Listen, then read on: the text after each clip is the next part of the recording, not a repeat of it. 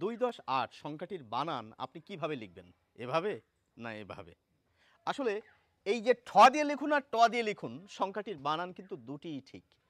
দুটিই কিন্তু আপনি অভিধানে পাবেন এবং দুটির অর্থই কিন্তু 2-8 সংখ্যাটিকে বোঝায়। তবু এখানে খানিকটা মজার ব্যাপার রয়েছে জানেন তো?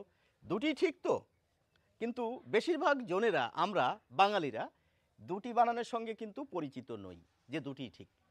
জীবনভর কেউ হয়তো বলে এসছেন 28 ঠ দিয়ে লিখে এসছেন, আবার জীবনভর কেউ হয়তো ট দিয়ে লিখে এসছেন।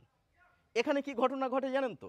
যে ভদ্রলোক ঠ দিয়ে লিখে এসছেন বা বলে এসছেন সে যদি কখনো শোনে ট দিয়ে কেউ লিখছে বা বলছে, বলবেন কি ওটা ভুল? এই ঘটনাটা বিপরীতভাবেও ঘটে। একজন ভদ্রলোক ট দিয়ে বলে এসছেন বা লিখে এসছেন, হঠাৎ করে একজন এসে বলছেন ঠ, ইনি বলবেন ওটা ভুল। আমার কথা হচ্ছে কি, আমাদের দুটোই জেনে রাখা প্রয়োজন, কেননা দুটোই ঠিক।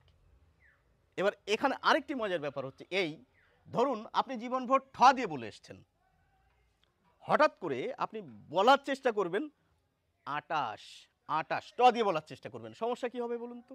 আপনার জিভ, আপনার কান বলবে হচ্ছে না, হচ্ছে না। অর্থাৎ হতে গেলে প্র্যাকটিস করতে হবে আপনাকে।